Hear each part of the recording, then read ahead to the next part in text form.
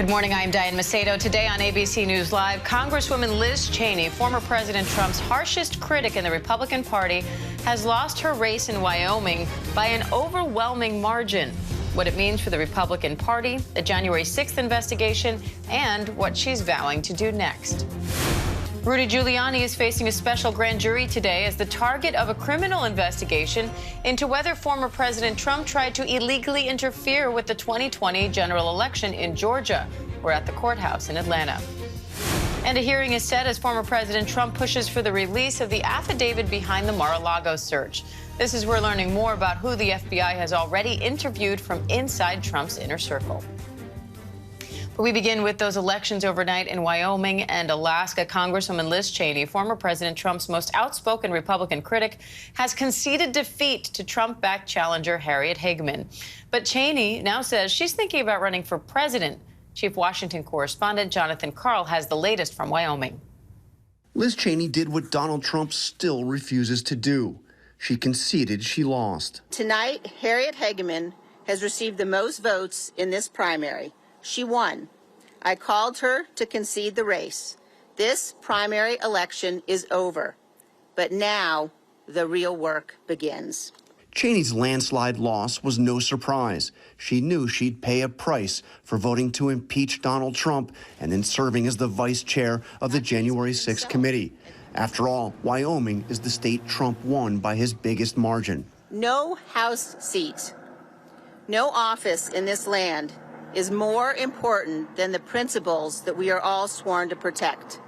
And I well understood the potential political consequences of abiding by my duty. That duty, Cheney said, is standing up to a political force she gravely warned could provoke even more violence than what we saw on January 6th.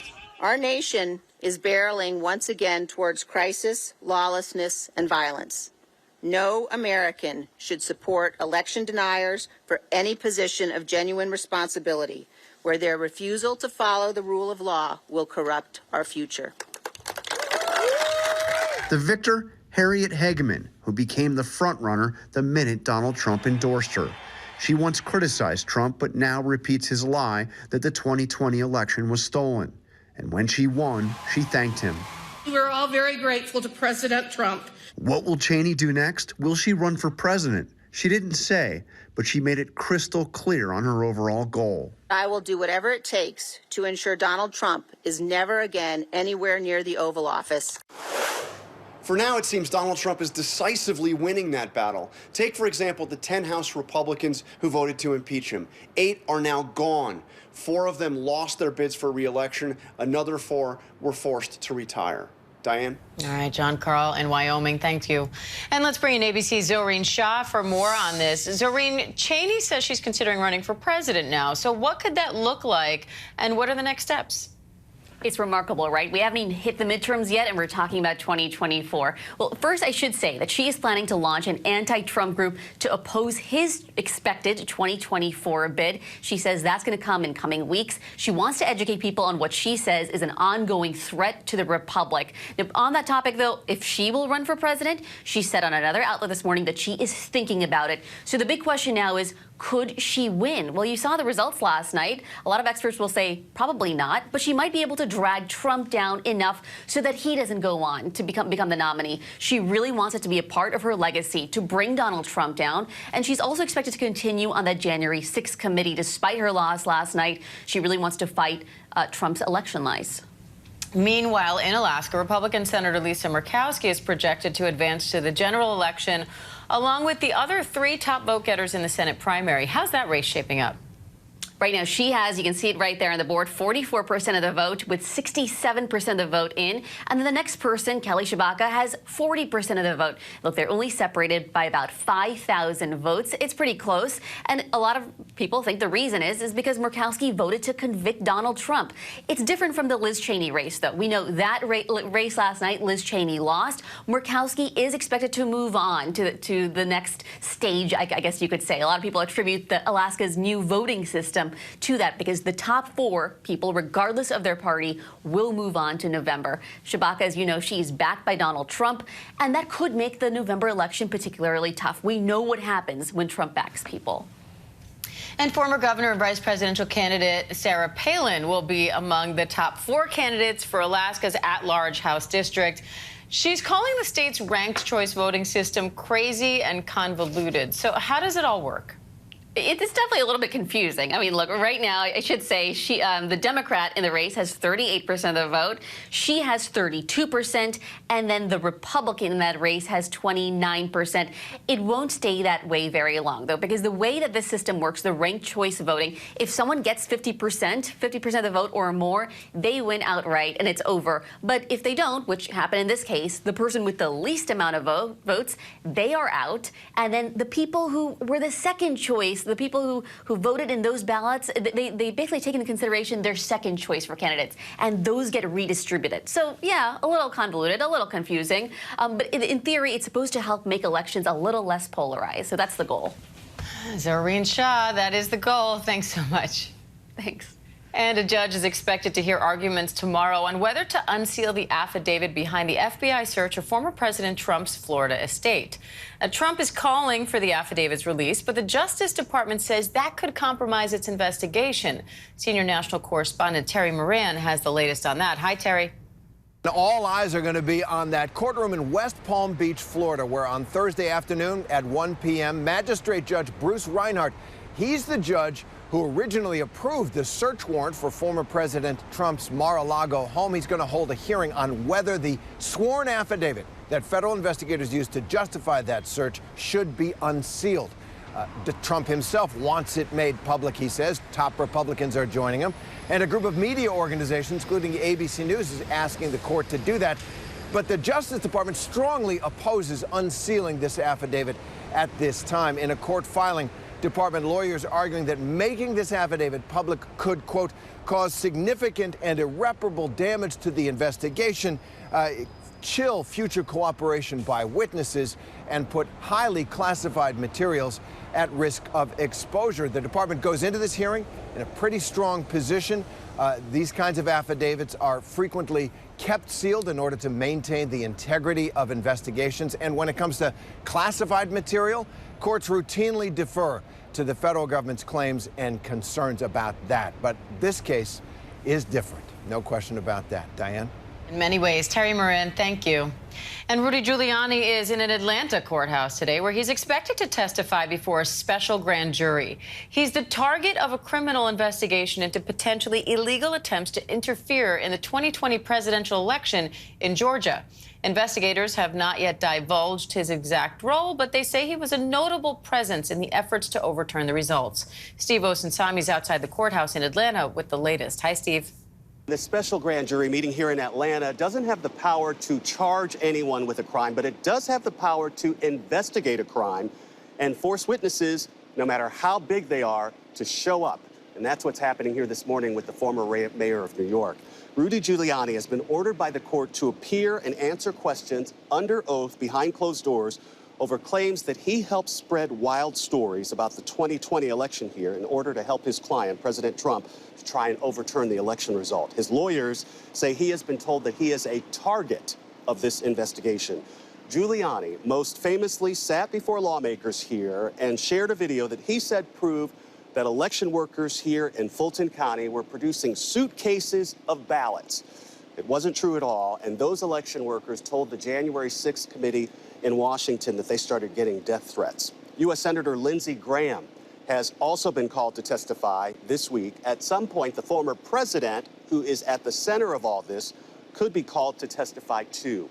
All of this testimony is in secret, and we are a ways out before any possible criminal indictments. The special grand jury can take a year to investigate, and then it would take another grand jury to render any criminal charges. Diane. All right, Steve Osunsami for us in Atlanta. Thanks, Steve. And let's bring in senior investigative reporter Aaron Katersky and former chief minority counsel for the U.S. Senate Permanent Subcommittee on Investigations, Jeff Robbins, for more on this. Aaron, this special grand jury doesn't have the power to charge anyone. So what's the point of today's testimony, and what is Giuliani expected to say?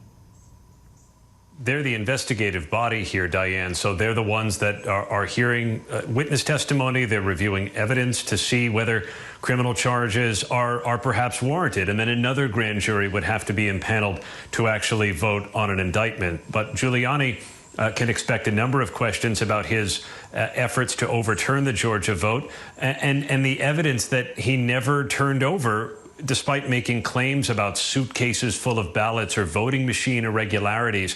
There are a number of questions that the grand jury might have about his relationship with former President Trump, although Giuliani has already said he's not going to answer questions about the former president because those conversations would be subject to the attorney-client privilege. Now, Giuliani's lawyers say he's a target of this investigation. From a legal standpoint, what kind of significance does that have? Well, it means he could be indicted. He could face criminal charges. Now, what would he be charged with? We don't know, but the Fulton County District Attorney has said that she's considering things like conspiracy or racketeering, suggesting that she may come to believe that the entire enterprise around the former president to try and overturn the vote was corrupt and meant to do things in violation of the law to perhaps mess with the vote so that the former president could retain office. But again, as Steve Osunsami noted, Diane, we're a ways from any conclusions. So, Jeff, do you expect that Giuliani will face charges, or anyone else from Trump's inner circle here? I think he will face charges, having been termed a target. He is likely to face charges. He is in a bad way, and I would not expect him to be making many statements in response to questions. I'd expect him, in connection with today's quote-unquote testimony, to be invoking the attorney-client privilege, to be invoking his Fifth Amendment privilege, to be invoking any privilege that he can think of which permits him to avoid answering questions. He's in such jeopardy at this point that the last thing he wants to do is either A, provide truthful testimony, which hurts him, or B, provide false testimony, which then subjects him to perjury charges. So I would expect him to be charged, and I would expect him to not assist prosecutors today and to not assist them by refusing to answer questions on one basis or another. Now, Aaron, at an event in New Hampshire today, former Vice President Mike Pence said he would consider testifying before the January 6th committee if he was called upon. So what kind of an impact could that have on the investigation?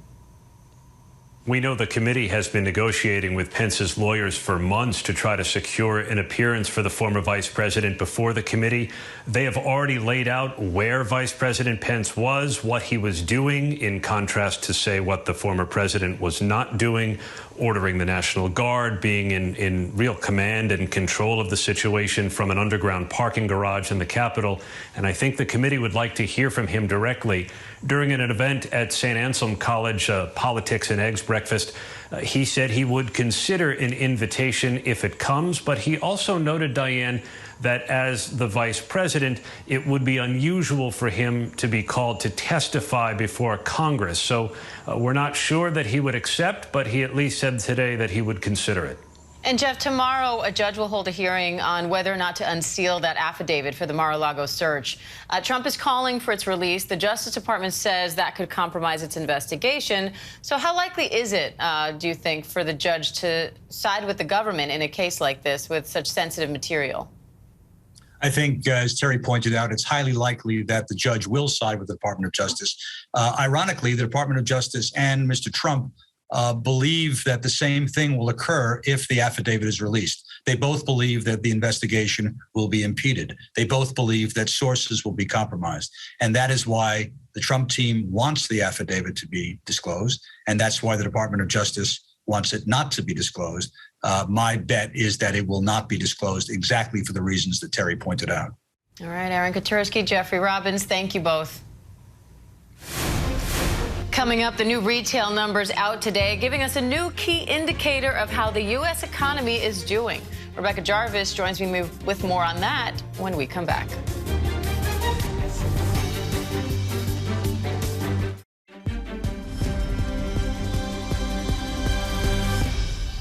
Welcome back. New retail numbers show sales were flat in July, missing analyst expectations. Experts say shoppers are feeling the pain of inflation on the economy. Chief Business Correspondent Rebecca Jarvis has the latest. Hi, Rebecca. Diane, this report answers the question how we are spending. And the answer is we're in somewhat of a holding pattern. It costs more to buy everyday items like groceries. Gas prices have dropped 60 cents over the last month, but rents are also still higher. So our spending between July and June was unchanged. And if you think about your own behavior, this might not come as a surprise. Economists say we're cutting back on non-essentials. That's exactly what we're doing. And it's something we've also heard from retail giants like Target and Walmart. Walmart overnight said it's seeing a significant change in customer behavior. Shoppers are trimming their spending on categories like electronics and clothes. Target this morning says it is aggressively cutting prices on unsold merchandise like clothes in order to clear them out. And Home Depot says it's seeing shoppers continuing to spend on home improvement projects. That is with home values going up so much they're out of reach for a lot of people. So instead, they're sprucing up what they've got. Diane? All right, Rebecca Jarvis, sounds good, thank you. And Russian officials say a fire triggered explosions in the annexed Crimean Peninsula. The blasts come after a string of explosions destroyed Russian warplanes in the region last week. ABC News national security and defense analyst Mick Mulroy joins me live now for more on this. Mick, thanks for being on. Ukraine so far isn't saying that it's behind this latest attack in Crimea, so what do we know about what happened there at this point? So, Diane, Ukraine has stated publicly that their mission now is to retake the peninsula of Crimea, and it looks like they have aggressively entered into an irregular warfare phase of their overall defense. And I think we're seeing an uptick in operations both in Crimea and around Kherson, which is a key city on the coast that the Ukrainians will also like to launch a counteroffensive. So they're probably not going to acknowledge most of the activity that happens there because they want the Russian soldiers to be afraid whether it's Ukrainians or whether it's inside job, so to speak. And that's part of the element of irregular warfare is to really be deceptive and clandestine with your operation. Now, meanwhile, thousands of people are fleeing that region around Europe's largest nuclear power plant in Ukraine. What's the main concern when it comes to that plant, and how widespread would the danger be if something goes wrong there? So this is the largest nuclear plant in Europe. So if there's large munitions that are being detonated near that plant, it could potentially rupture the containment mechanism for these reactors, which would spread radioactivity not only through Europe, but it would also go into Russia. It's really past time for the international community to put real punishments in place if the Russians don't turn this particular nuclear plant over to the scientists and technicians so they can essentially make sure it's safe and secure and just put a no-fire zone around the entire facility. It is absolutely critical that they do this. And Ukraine's foreign minister says that they have not lost a single HIMARS rocket system throughout this entire conflict. How significant is that, and what does it tell you about their chances of winning the war? So this rocket system is substantial, and I think it's actually it's a game changer on the battlefield, quite frankly, because it allows the Ukrainians to fire outside of the range of artillery, and that is really substantial. They're taking out so many armor and artillery of the Russians. They're having a hard time essentially replacing them because they don't have the technology because of the export controls that we put on them. So the more this rocket system's in use, and obviously that requires a lot of munitions that's coming from the United States, the better. All right, Mick Mulroy, always great to have your analysis, Mick. Thank you. Thanks, Diane. And we're learning new details about when millions of Americans might be able to get a new variant-specific COVID-19 booster. The new shot targets the most recent variants of the virus. Trevor Alt has the latest on that. Hi, Trevor. Diane, White House COVID coordinator Dr. Ashish Jha says these new updated boosters that are designed specifically to fight the latest COVID variants could be available within the next 3 weeks or so. Now, that's, of course, if the CDC and the FDA both authorize these new boosters, which they are expected to do. Dr. Jha says these are substantial upgrades, these boosters, and he's hopeful that there will be enough doses for everybody who wants to get one, and that includes people who are under 50 who have not yet had a second booster. Now, that would come, that supply, despite funding squabbles that we've seen. It forced the government actually to only order enough doses for the most vulnerable people. Now, according to the CDC, 79% of the U.S. so far has received at least one dose of COVID-19 vaccine. And in the past week or so, we did see the number of COVID infections decrease a little bit, about 12%, down to an average of 98,000 new cases per day, which is still a lot. Diane? All right, Trevor Ault, thanks for that. Coming up, the Atlanta man who transformed his smoothie business into what he calls the modern-day Cheers. We're celebrating Black Business Month when we come back.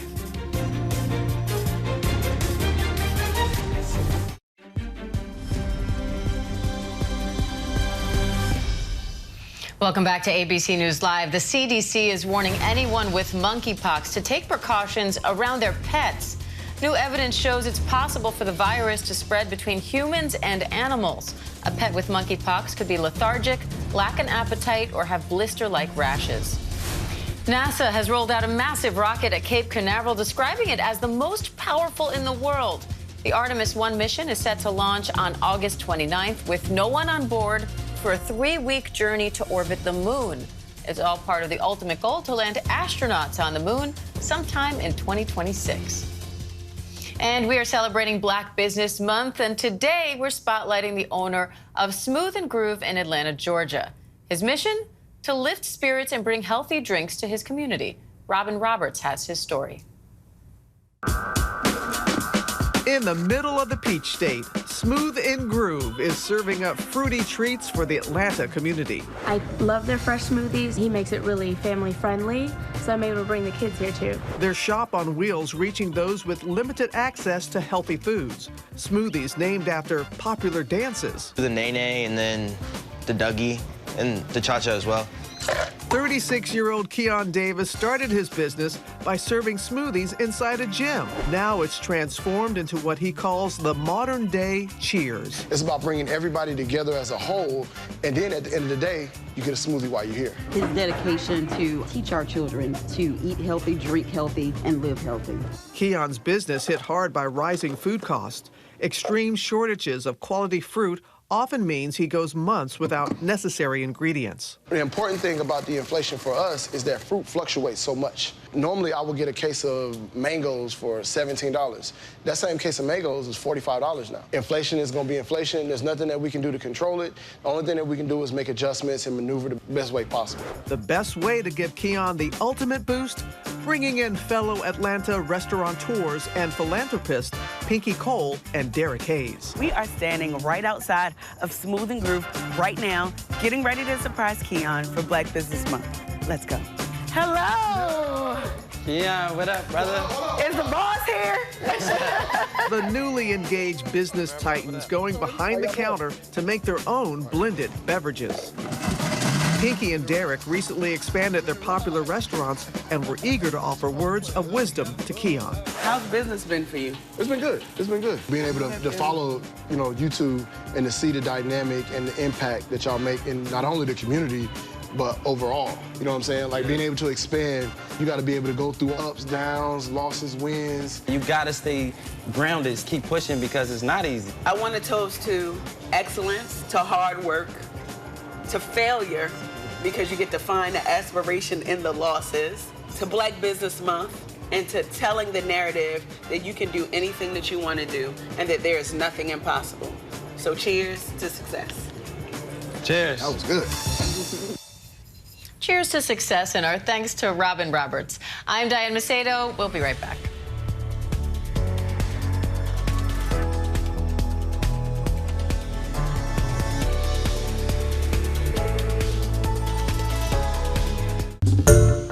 Hi everyone, George Stephanopoulos here. Thanks for checking out the ABC News YouTube channel. If you'd like to get more videos, show highlights, and watch live event coverage, click on the right over here to subscribe to our channel, and don't forget to download the ABC News app for breaking news alerts. Thanks for watching.